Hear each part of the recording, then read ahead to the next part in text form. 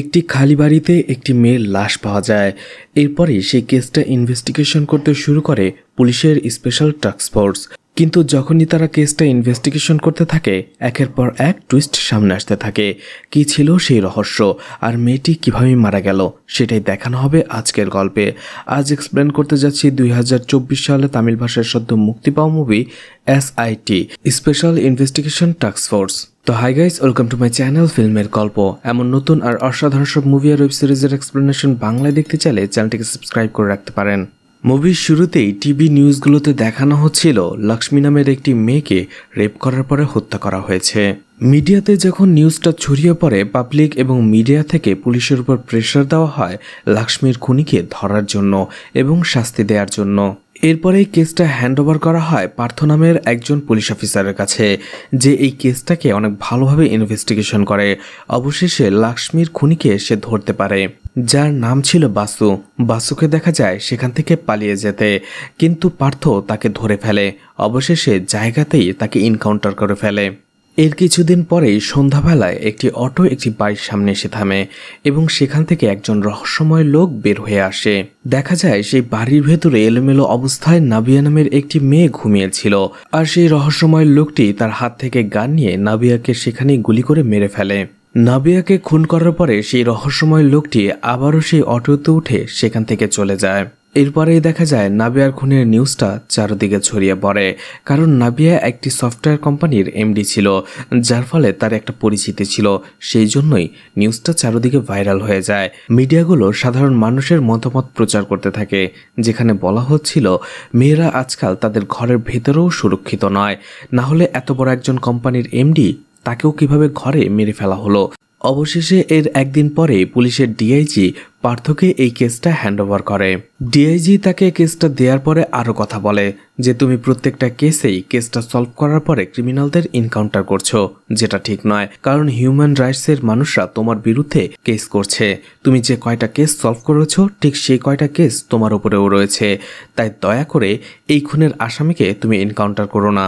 DIG তাকে আরও বলে, এই কেসটা নিয়ে মিডিয়া এবং পাবলিক থেকে প্রেশারটা আমাদের উপরে অনেক। যেহেতু সে একটি গ্রুপের MD ছিল, তাই তুমি যে করেই হোক খুব দ্রুত কেসটা সলভ করো, পারলে 48 আওয়ার্সের মধ্যে।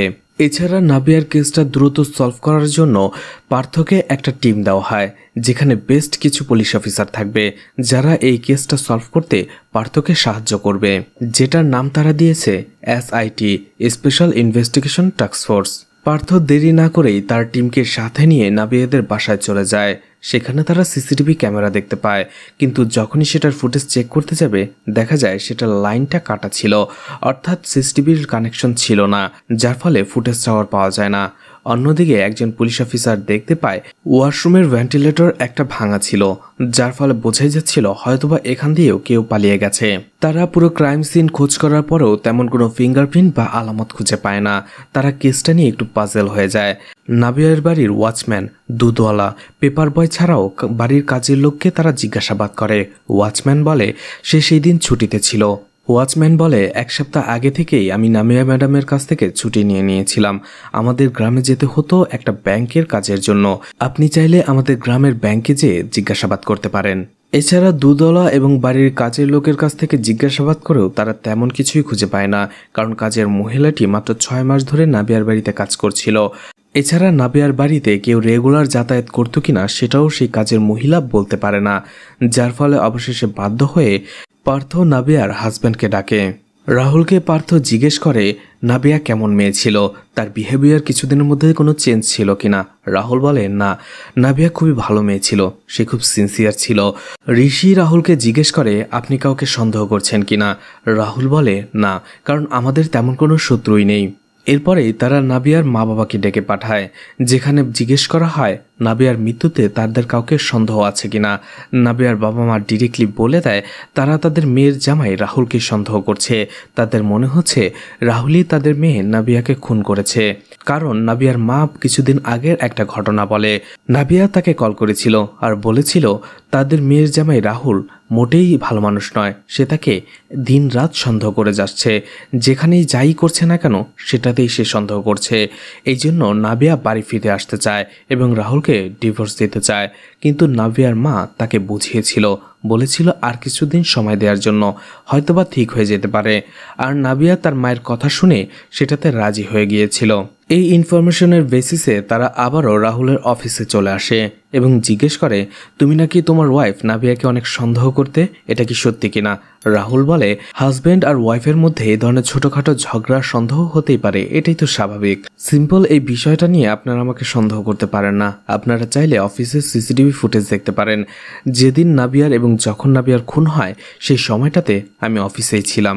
সেই দিন পুলিশরা যখন আমাকে কল করে জানায় যে নাবিয়ার মার্ডার হয়েছে, তখনই শুধুমাত্র আমি জানতে পেরেছিলাম যে নাবিয়াকে কেউ খুন করে রেখে গেছে। পার্থ আর ঋষি অফিসের সিসিটিভি ফুটেজ দেখতে শুরু করে, যেখানে দেখা যায় নাবিয়ার খুনের সময়টাতে পার্থ অফিসে একটি মিটিংয়ে ছিল। তখনই আবারও তারা অফিসে এসে নাবিয়ার কেসটা ইনভেস্টিগেশন করতে থাকে। বলা হয়, একজন ক্রিমিনাল এত নিখুঁত করে একটা ক্রাইম কিভাবে করলো, কারণ ক্রাইম সিনে আমরা একটাও এভিডেন্স পাইনি। তখনই ঋষি বলতে শুরু করে, নাবিয়ার বাড়ির পাশ দিয়ে যাওয়া রোডটার দুইটা সিগন্যাল রয়েছে, একটা শুরুতে এবং শেষে, আর দুইটা সিগন্যাল ক্রস করতে মাত্র 10 মিনিট সময় লাগে। নাবিয়া যে সময়টাতে মার্ডার হয়েছে ওই সময়টাতে কোন কোন গাড়ি সেই দিক দিয়ে গিয়েছিল এবং 10 মিনিটের বেশি সময় লাগিয়েছিল সেটাই আমাদের খুঁজে বের করতে হবে। যেগুলোর সময়টা বেশি লেগেছিল সেগুলোতে বোঝা যাবে হয়তোবা তারা নাবিয়া বা অন্যান্য বাড়ির সামনে থেমেছিল। এভাবে জিজ্ঞাসাবাদ করে আমরা একটা ক্লু খুঁজে বের করতে পারি। এরপরে দেখা যায় ঋষিকে কাজের ফাঁকে তার গার্লফ্রেন্ড কীর্তি কল করে। কীর্তি একজন রিপোর্টার, ক্রাইম রিপোর্টার। কীর্তিও নাবিয়ার খুনের ব্যাপারটা নিয়ে ঋষিকে জিজ্ঞাসাবাদ করে, কিন্তু ঋষি যেহেতু একজন অফিসার ছিল এবং সে কেসটা ইনভেস্টিগেশন করছিল, তাই আপাতত কেসের ব্যাপারে তেমন কোনো ইনফরমেশনই তাকে দেয় না, কথাটা এড়িয়ে যায়। ঋষির কথা মতো দুইটা সিগন্যালেরই সিসিটিভি ফুটেজ তারা চেক করতে থাকে। চেক করার একটা পর্যায়ে তারা এমন একটা অটোকে দেখতে পায় যেটা 10 মিনিটের পরিবর্তে 15 মিনিট সময় লেগেছিল দুটো সিগন্যাল ক্রস করতে। তখন তারা সেই অটোকে খুঁজে বের করে। অবশেষে পার্থ ডেকে নিয়ে আসে রাহুলকে, কারণ অটো ড্রাইভার যে সাক্ষী দিয়েছিল তার ভিত্তিতেই রাহুলকে নিয়ে আসা হয়েছে।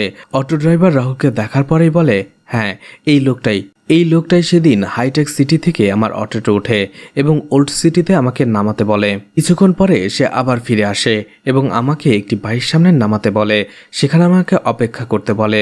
কিছুক্ষণ পরে সে বাড়ি থেকে আবারও সে ফিরে আসে এবং হাইটেক সিটিতে নেমে যায়। রাহুল পুলিশকে বলে এ মিথ্যে বলছে। তখন পার্থ অটোওয়ালাকে জিজ্ঞেস করে, তোমার এত নিশ্চিত করে মনে থাকলো কি করে যে এই লোকটাই সেদিন তোমার অটোতে উঠেছিল? অটো ড্রাইভার বলে, সে যে পথটা ঘুরিয়েছে সেটার মিটার বিল উঠেছিল 500 টাকা, কিন্তু তার পরিবর্তে সে আমাকে 2000 টাকা দিয়েছে। আর এই জন্যই এই স্যারটাকে আমার খুব ভালো করে মনে আছে। পার্থ রাহুলকে জিজ্ঞেস করতে থাকে, এখন সত্যিটা বলো, তুমি বলেছিলে সেদিন তুমি মিটিংয়ে ছিলে, নিজের অফিস হওয়াতে তুমি ইজিলি সেখানকার সিসিটিভি ফুটেজটা ট্যাম্পারিং করতে পেরেছিলে, কিন্তু এখন কি করবে? সত্যিটা তো তোমাকে বলতেই হবে। রাহুল অবশেষে বলতে শুরু করে, নাবিয়া এবং রাহুলের অ্যারেঞ্জ ম্যারেজ হয়েছিল। তখনই যেদিন রাহুল দেখতে এসেছিল, নাবিয়া রাহুলের সাথে আলাদাভাবে কথা বলে আর বলে কলেজে থাকাকালীন তার একজন বয়ফ্রেন্ড ছিল, তার একটা রিলেশন ছিল। রাহুল জিজ্ঞেস করে, এখন সেটার কি অবস্থা? নাবিয়া বলে, এখন সে নেই, তার সাথে বনাবনি না হওয়ার কারণে ব্রেকআপ হয়ে গেছে। রাহুল বলে, এটা তেমন মেজর কোনো ইস্যু নয়, আমারও কলেজে থাকতে দুটো রিলেশন ছিল, কিন্তু এখন নেই। প্রেজেন্টে আমরা একে অপরকে নিয়ে কিভাবে থাকবো সেটাই দেখার বিষয়। নাবিয়া বলে, বাহ, আপনি তো খুব ব্রড মাইন্ডেড। এভাবেই তাদের বিয়েটা হয়ে যায়, কারণ তারা একে অপরকে পছন্দ করে ফেলেছিল। তাদের ম্যারিড লাইফ খুব ভালো ছিল, কিন্তু হঠাৎ করে একদিন তারা যখন দুজনে কথা বলছিল, নাবিয়ার মোবাইলে একটা SMS আসে। SMSটা দেখার পরে নাবিয়া মোবাইলটা রেখে দেয়। তখনই তার হাজব্যান্ড জিজ্ঞেস করে, কার SMS? নাবিয়া বলে, তার এক্স বয়ফ্রেন্ডের, তাকে গুড নাইট দিয়েছে। এটা রাহুলের একটু খারাপ লাগে। সে নাবিয়াকে পিঞ্চ করে কথা বলে, এতে নাবিয়ারও মন খারাপ হয়ে যায়। পরদিন সকালে ওঠার পরেই সে দেখতে পায় যে নাবিয়া হেসে হেসে কারোর সাথে কথা বলছে, আর সেটা ছিল তার এক্স বয়ফ্রেন্ড, কারণ নাবিয়া তার নাম ধরেই ডাকছিল। কিন্তু নাবিয়া রাহুলকে দেখার পরেই ফোনটা কেটে দেয়। এতে রাহুলের সন্দেহটা বেড়ে যায়। এরপর থেকেই রাহুল নাবিয়াকে সন্দেহ করতে শুরু করে। একদিন সে অফিসের কাজ বাদ দিয়েই বাড়িতে আসে, দেখতে পায় নাবিয়া বাড়িতে নেই। এরপরেই নাবিয়াকে ফলো করতে যেয়ে রাহুল দেখতে পায় নাবিয়া তার এক্স ভারুণের সাথে একটি কফি শপে বসেছিল এবং তারা সেখানে হাত ধরে বসেছিল। রাহুল বুঝতে পেরে যায় নাবিয়া তাকে ঠকাচ্ছে। বিয়ের পরেও সে তার এক্সের সাথে যোগাযোগ রাখছে, সম্পর্ক রাখছে। ঠিক সেই সময়টাতে রাহুল কল করে নাবিয়াকে এবং জিজ্ঞেস করে, আমার অফিসের একটা ফাইল আমি বাসায় রেখে এসেছি, সেই ফাইলটা আমাকে ছবি তুলে একটু সেন্ড করো। কিন্তু নাবিয়া বলে সে বাসায়, কিন্তু সেই ফাইলটা এখানে নেই, তুমি হয়তো অফিসে নিয়ে গেছো, ভালো করে চেক করে দেখো। রাহুল সন্দেহটা সত্যি প্রমাণিত হয়, বুঝতে পেরে যায় নাবিয়া তাকে সত্যি ঠকাচ্ছে। এরপরে রাহুল একদিন লুকিয়ে নাবিয়ার ফোনটা চেক করে, যেখানে সে দেখতে পায় নাবিয়া তার এক্স বয়ফ্রেন্ড বরুণকে 20 লাখ টাকা ট্রান্সফার করেছিল। রাহুল যখন এটা নিয়ে নাবিয়াকে প্রশ্ন করে, নাবিয়া বলে ও আমার এখন বেস্ট ফ্রেন্ড, আর ও একটা বিপদে পড়েছে, যার ফলে আমার কাছে সাহায্য চেয়েছিল, তাই আমি ওকে টাকাটা ট্রান্সফার করেছি। কিন্তু রাহুল কথাটা অন্যভাবে নেয়, সে নাবিয়াকে সন্দেহ করতে শুরু করে, আর নাবিয়াও রাহুলের সাথে রাগ করে বসে থাকে। সেই দিন অফিসে আসার পরে রাহুল একজন প্রাইভেট ডিটেকটিভ হায়ার করে এবং তার বাড়ির সামনে থেকে দাঁড়িয়ে সবসময় নজর রাখতে বলে, যদি অপরিচিত কোনো লোক তার বাড়িতে যায় তাহলে যেন রাহুলকে খোঁজ দেয়। এর কিছুক্ষণ পরেই সেই প্রাইভেট ডিটেকটিভ কল করে রাহুলকে আর বলে, একজন অপরিচিত লোক আপনার বাড়িতে ঢুকেছে। সেই ডিটেকটিভ কিছু ছবিও সেন্ড করে রাহুলকে সেই লোকটার। রাহুল প্রচণ্ড রেগে যায় যে কিভাবে নাবিয়া তাকে ঠকাচ্ছে, এটা মেনে নেওয়া যায় না। রাহুল একটা ইম্পর্টেন্ট মিটিংয়ে ছিল, মিটিংয়ের একটা ফাঁকে সে একটু ব্রেক নেয়, কিছুক্ষণের সময়ের জন্য বিরতি চায়। সামনের দরজা দিয়ে বের না হয়ে অফিসের পেছনের দরজা দিয়ে বের হয়, যার ফলে সিসিটিভি ফুটেজে সে ধরা পড়ে না। সেখান থেকে অটো নিয়ে ওল্ড সিটিতে চলে যায় একটা লোকের কাছ থেকে গান কেনার জন্য এবং গানটা নিয়ে এসে চলে যায় বাড়ির ভেতরে। সে দেখতে পায় বাড়ির ভেতরে এলোমেলো অবস্থায় ঘুমিয়েছিল নাবিয়া। সে আর কোনো দেরি না করেই নাবিয়াকে সেখানে গুলি করে মেরে ফেলে। রাহুল বলতে থাকে, হ্যাঁ আমি আমার স্ত্রীকে খুন করেছি, আর এর জন্য আমার ভেতরে কোনো অপরাধবোধ নেই। এরপরে পার্থ ডিআইজিকে কল করে আর বলে কেসটা সমাধান হয়ে গেছে, নাবিয়াকে তার হাজব্যান্ড রাহুলই খুন করেছে। ডিআইজি বলে, ঠিক আছে, তাড়াতাড়ি চার্জশিট ফাইল করো এবং মিডিয়াকে ডেকে একটা কেস ব্রিফ করো। ঠিক তখনই দেখা যায় সেখানে ঋষি চলে আসে, সবাইকে বলতে থাকে রাহুল তার স্ত্রী নাবিয়াকে খুন করেনি। পার্থ বলে, তোমার মাথা কি খারাপ হয়ে গেছে? রাহুল নিজের মুখে স্বীকার করেছে। তখনই ঋষি পোস্টমর্টেম রিপোর্টটা সবাইকে দেখায়, যেখানে লেখা ছিল নাবিয়ার মৃত্যুটা গুলির কারণে হয়নি, তার মৃত্যু হয়েছিল শ্বাসরোধের কারণে। অর্থাৎ রাহুল যখন তাকে গুলি করে তার আগেই কেউ নাবিয়াকে খুন করে রেখে গিয়েছিল, জন্যই নাবিয়া ওইরকম এলোমেলো অবস্থায় পড়েছিল। আর রাহুল ভেবেছিল সে হয়তো ঘুমাচ্ছে, তাই তাকে গুলি করে সে সেখান থেকে চলে আসে। কথাটা শোনার পরে পার্থ একটু টেনশনে পড়ে যায়। সে বলে, আমি ডিআইজিকে ইতিমধ্যে বলে দিয়েছি যে কেসটা অলরেডি সলভ হয়ে গেছে, এখন আমাদের আবার শুরু থেকে শুরু করতে হবে এবং যত দ্রুত সম্ভব কেসটা সলভ করতে হবে। এরপরে পার্থ আর ঋষি চলে যায় নাবিয়ার বয়ফ্রেন্ড বারুণের কাছে। সেখানে যেয়ে নাবিয়ার ব্যাপারে জিজ্ঞেস করে। বারুণ বলে, হ্যাঁ কলেজের সময় আমার আর নাবিয়ার একটা অ্যাফেয়ার ছিল, কিন্তু বনিবনা না হওয়াতে আমাদের ব্রেকআপ হয়ে যায়। কিন্তু রিসেন্টলি একটা পার্টিতে আমি নাবিয়াকে দেখি, সেখান থেকে আমাদের বন্ধুত্ব হয়ে যায়। এরপরেই একটা বিজনেসের কারণে সে আমাকে 20 লাখ টাকা দিয়েছিল। আমি একটা বিজনেস স্টার্ট করতে চেয়েছিলাম এবং সব কিছু খুলে বলেছিলাম তাকে, আর সে আমাকে সাহায্য করতে রাজি হয়েছিল। এরপরে আমি শুনতে পাই নাবিয়া খুন হয়েছে, আর যেদিন যে সময়টাতে নাবিয়া খুন হয়েছে সেই সময়টাতে আমি একটা হসপিটালে অ্যাডমিট ছিলাম, কারণ আমার কিডনিতে স্টোন ছিল, সেটার অপারেশনের জন্যই আমি সেখানে ছিলাম অ্যাডমিট। পার্থ ঋষি বারুণের মেডিকেল সার্টিফিকেটগুলো দেখতে থাকে। এছাড়া সেই হসপিটালে ফোন করেও তারা ক্রস চেক করে এবং জানতে পারে হ্যাঁ বারুণ ওই সময়টাতে হসপিটালেই ছিল। এরপরেই পার্থ আর ঋষি সেই প্রাইভেট ডিটেকটিভের সাথে দেখা করে এবং জিজ্ঞেস করে সেই দিন সে যখন নাবিয়ার বাড়িতে পাহারা দিচ্ছিল, নাবিয়ার বাড়িতে যাওয়া সেই অজানা লোকটি কে ছিল। তখনই সেই লোকটি বলে, অর্থাৎ ডিটেকটিভ বলে, সেই লোকটাকে সে চেনে না, কিন্তু ছবি দেখলে হয়তোবা চিনতে পারবে। তখনই তারা সেখানে রাহুলের ছবি দেখায়। ডিটেকটিভ বলে যে এই লোকটাকেই তাকে হায়ার করেছিল। এরপরে তারা ভারুণের ছবি দেখায়। সেই লোকটি বলে, হ্যাঁ এই লোকটি সেদিন নাবিয়ার বাড়িতে গিয়েছিল। তখনই সেই প্রাইভেট ডিটেকটিভ সেই সময়ের তোলা কিছু ছবি তাদের দেখায়, যেখানে দেখা যায় ভারুণই সেই দিন নাবিয়ার বাড়িতে গিয়েছিল, কিন্তু সে পুলিশদের বলেছে সেই সময়টাতে সে হসপিটালে অ্যাডমিট ছিল, অর্থাৎ পুলিশদের সে বোকা বানিয়েছে। তারা আবারও ভারুণকে ধরতে যায়, কিন্তু ভারুণ পুলিশকে দেখে পালাতে শুরু করে। ভারুণকে ইন্টারোগেশনের জন্য নিয়ে আসা হয় এবং সেই ছবিগুলো প্রুফ হিসেবে দেখিয়ে বলা হয় যে সত্যিটা খুলে বলার জন্য। ভারুণ বলতে শুরু করে, ভারুণ এবং নাবিয়া কলেজে যখন রিলেশনশিপে ছিল তখন তারা একটি রিসোর্টে এসেছিল, সেখানে তারা অনেক এনজয় করে। কিন্তু একটা সময় ভারুণ চায় নাবিয়ার ক্লোজ হতে, কিন্তু নাবিয়া বলে এখন নয়, বিয়ের পরে। কিন্তু তারপরেও ভারুণ তার কথা শুনে না এবং চায় নাবিয়ার ক্লোজ হতে, তাকে ফোর্স করে। নাবিয়া তাকে জোর করে সেখান থেকে ছাড়িয়ে দেয়। ভারুণ বলে, তোমাকে প্রেমের ফাঁদে ফেলেছিলাম তোমার ক্লোজ হওয়ার জন্য, আজকে যখন সুযোগ পেলাম সেই সুযোগটাও তুমি দিলে না। এটা শোনার পরেই নাবিয়া ভারুণের আসল উদ্দেশ্যটা জানতে পেরে যায়। সেই দিন থেকেই ভারুণের সাথে ব্রেকআপ করে তার সাথে সব যোগাযোগ বন্ধ করে দেয়। এরপরেই কিছুদিন আগের একটা রিইউনিয়ন পার্টিতে সেখানে দেখা হয় নাবিয়া এবং ভারুণের।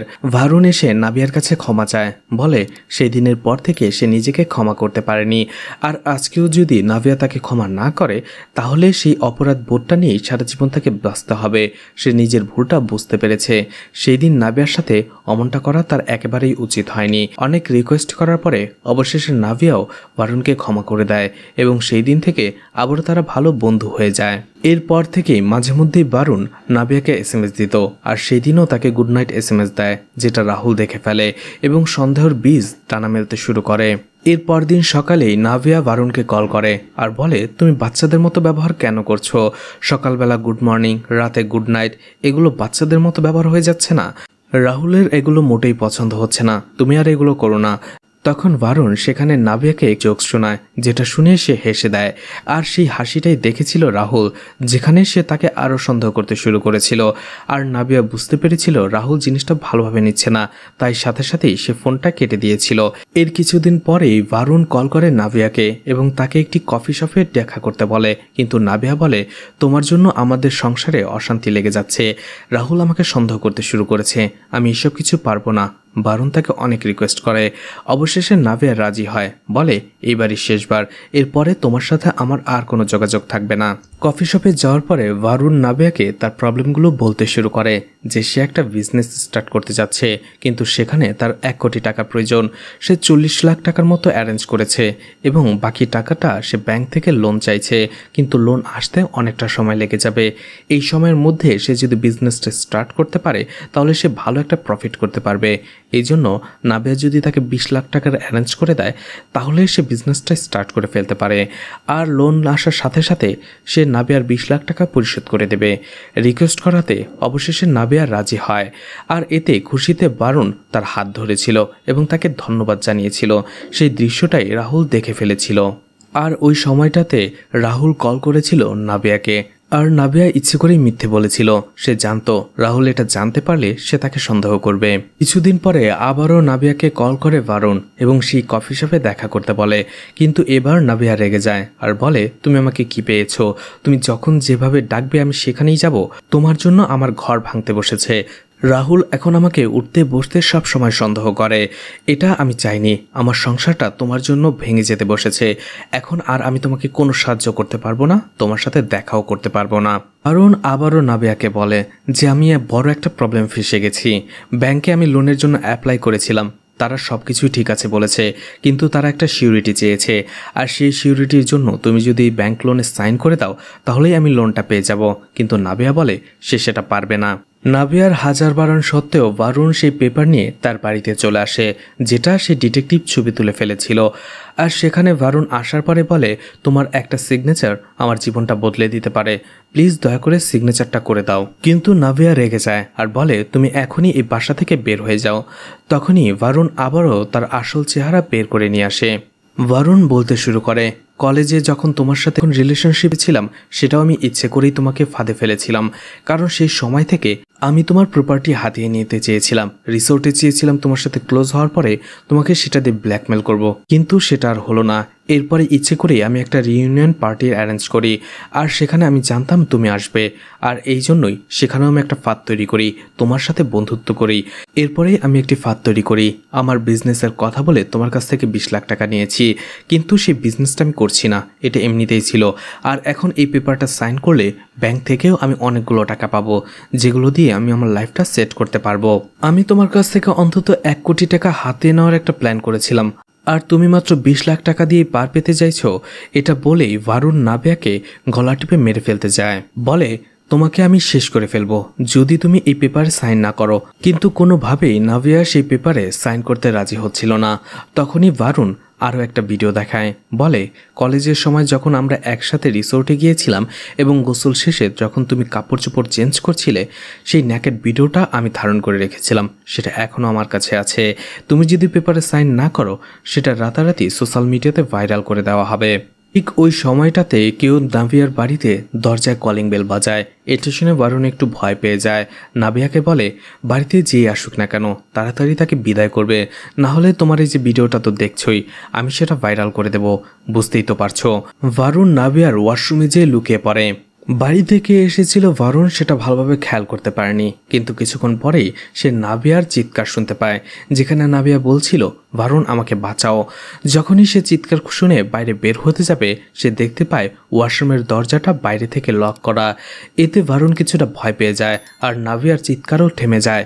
তাই সে কোনোভাবে পালাতে না পেরে ওয়াশরুমের ভেন্টিলেটর ভেঙে সেখান থেকে বের হয়ে আসে এবং আবারও বাড়ির ভেতর ঢোকে, কিন্তু দেখে নাভিয়া খাটের উপরে এলোমেলো অবস্থায় পড়েছিল।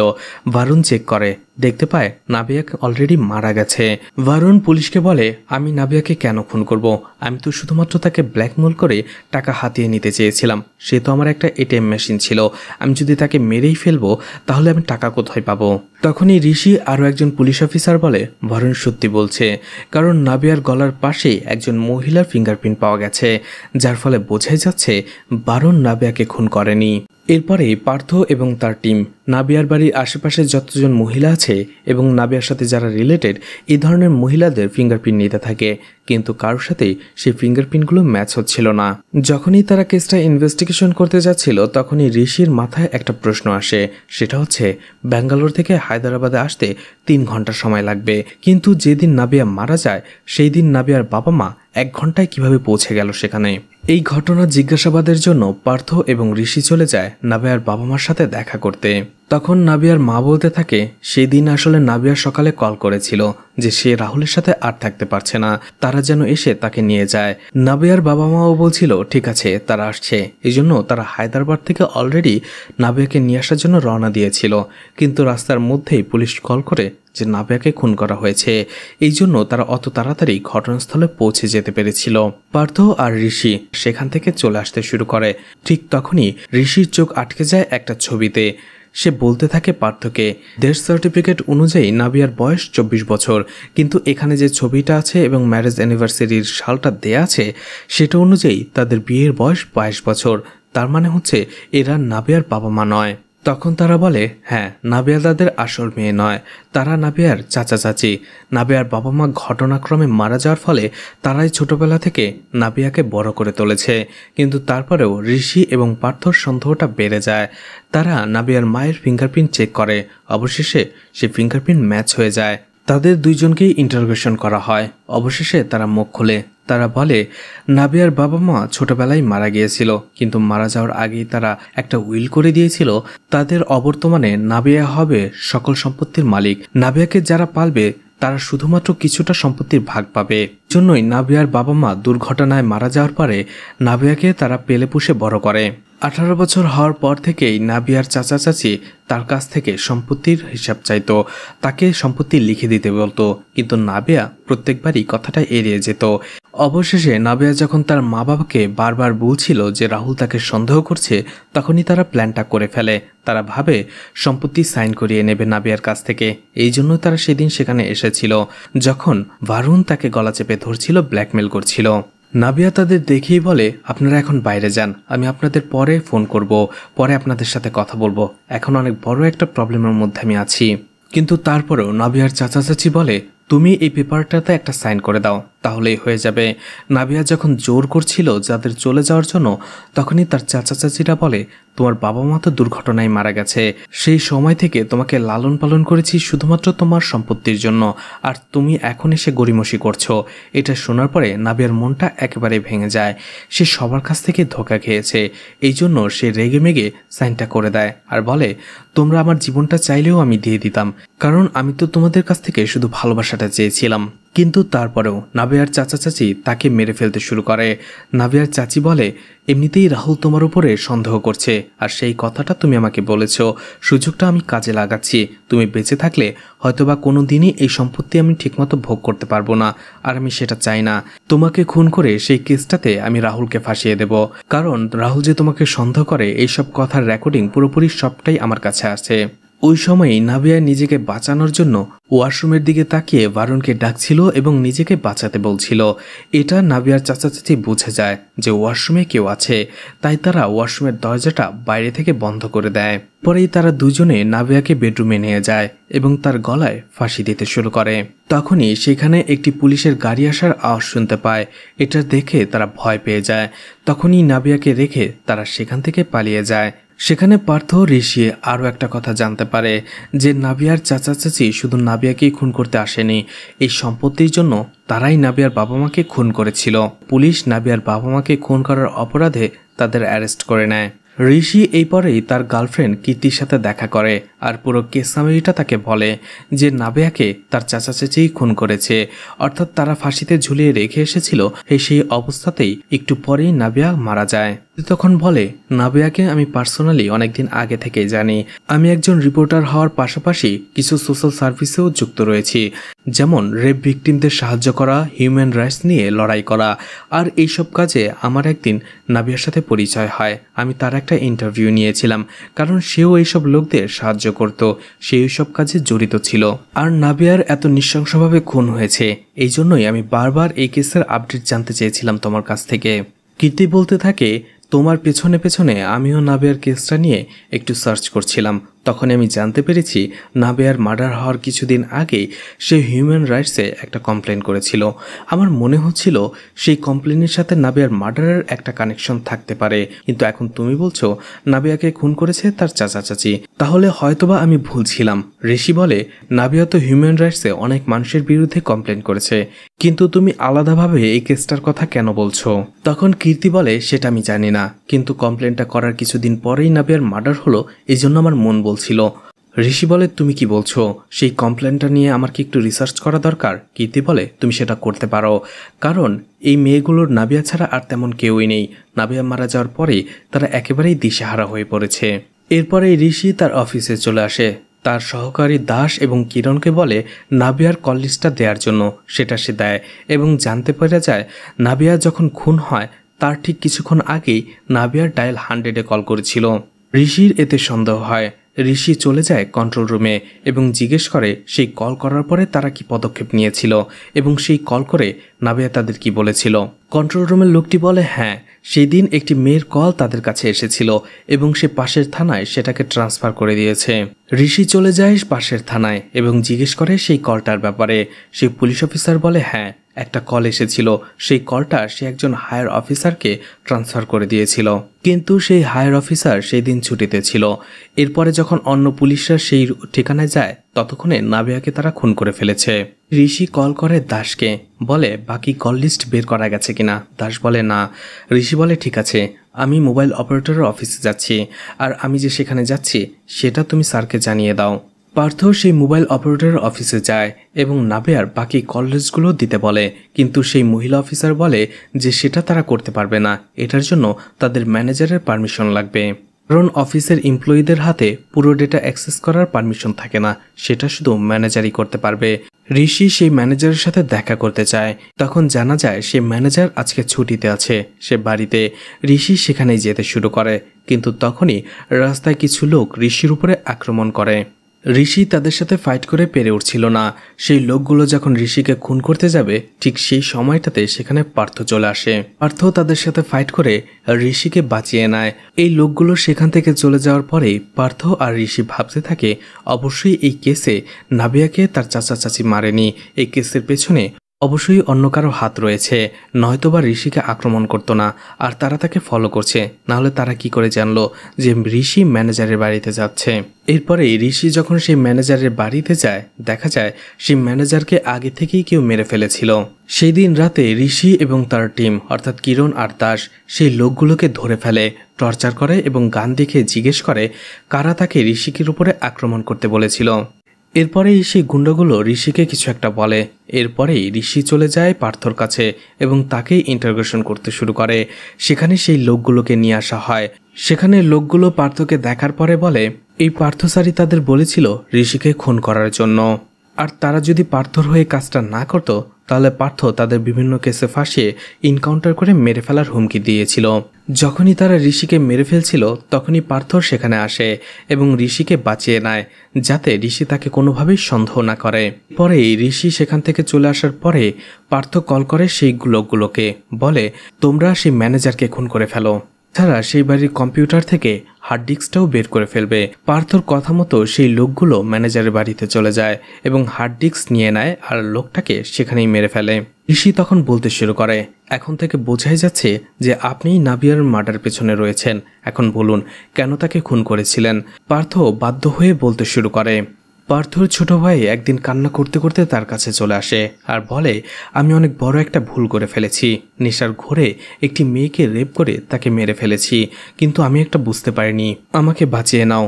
আর সেই মেয়েটির নামই ছিল লক্ষ্মী। পার্থ নিজের ভাইকে বাঁচানোর জন্য সেই মেয়েটির বয়ফ্রেন্ডকেই এই কেসটাতে ফাঁসিয়ে দেয়। আর বাসু যাতে কারো কাছে মুখ খুলতে না পারে তাই সে বাসুকে সাথে সাথে ইনকাউন্টার করে ফেলে। এই খবরটা চলে যায় নাবিয়ার কাছে।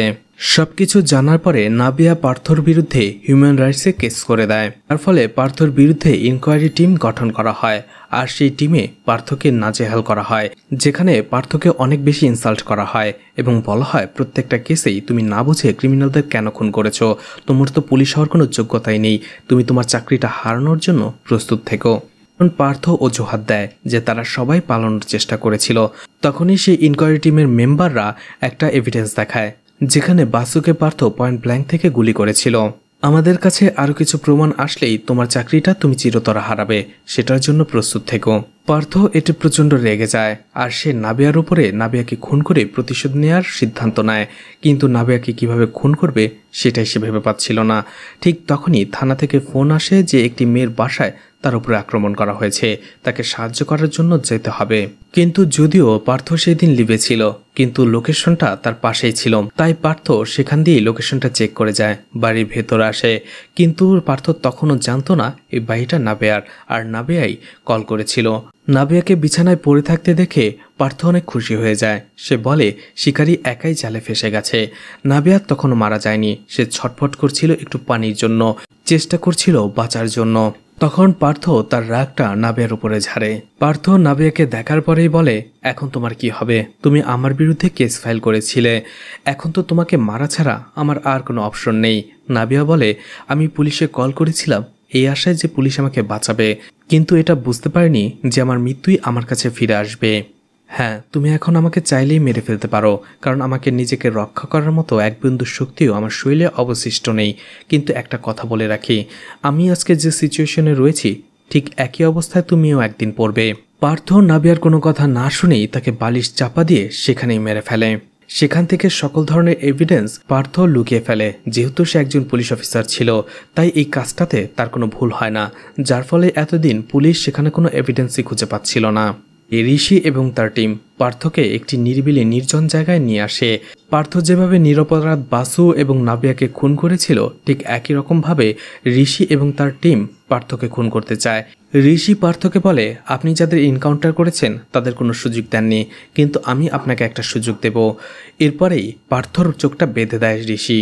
ঋষি বলে আমাদের মধ্যে থেকে কাউকে একজনকে যদি আপনি মেরে ফেলতে পারেন তাহলে আমাদের টিম আপনাকে ছেড়ে দেবে, কিন্তু তুমি যদি আমাদের কাউকে মারতে না পারো তাহলে আমরা তোমাকে মেরে ফেলবো।